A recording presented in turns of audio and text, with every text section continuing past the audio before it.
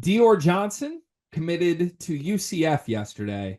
Dior Johnson, if you are like me, you were like, wait a second, that Dior Johnson? Because this was once an extremely highly touted recruit years ago from the high school trail. You can correct me if I'm wrong, Car. I think Dior was a five-star kid at certain points in his recruitments.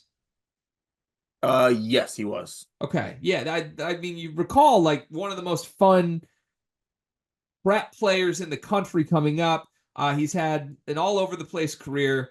This past season, he averaged nearly 30 points a game for Clarendon Community College, and he is now going back to the Division One level to play for UCF, where he will join another kid with a very similar story at this point, Mikey Williams. So Mikey Williams and Dior Johnson were both five-star types who have had just disastrous college careers up until this point and are now going to join each other at UCF. It's an interesting play for UCF, the basketball program. I mean, UCF's not going to pull five stars very often. You could technically say they've got two of them now. And I also want to just throw this out.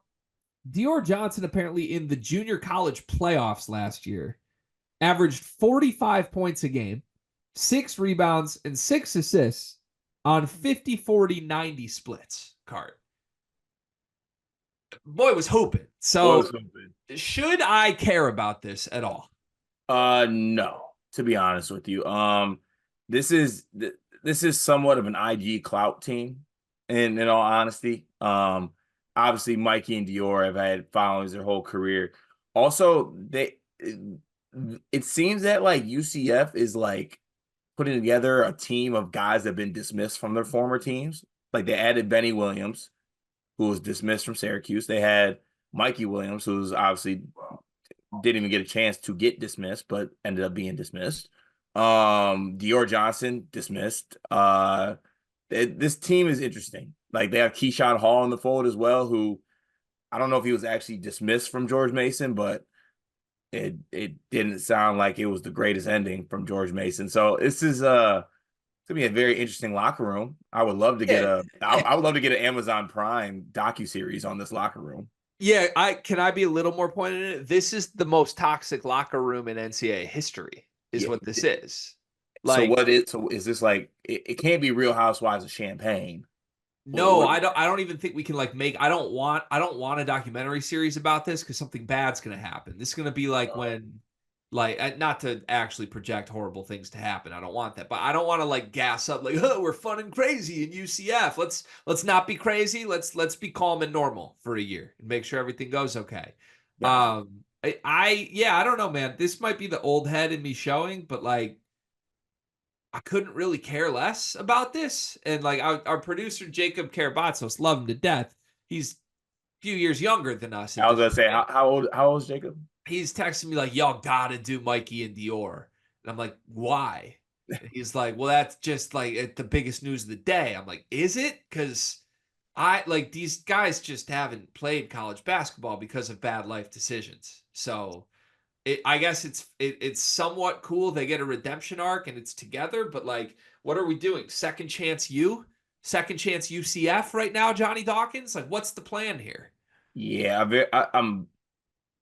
if I could find a UCF fan out there, I'd be very interested to like talk to them about like how they feel about this and like what are their feelings on this team.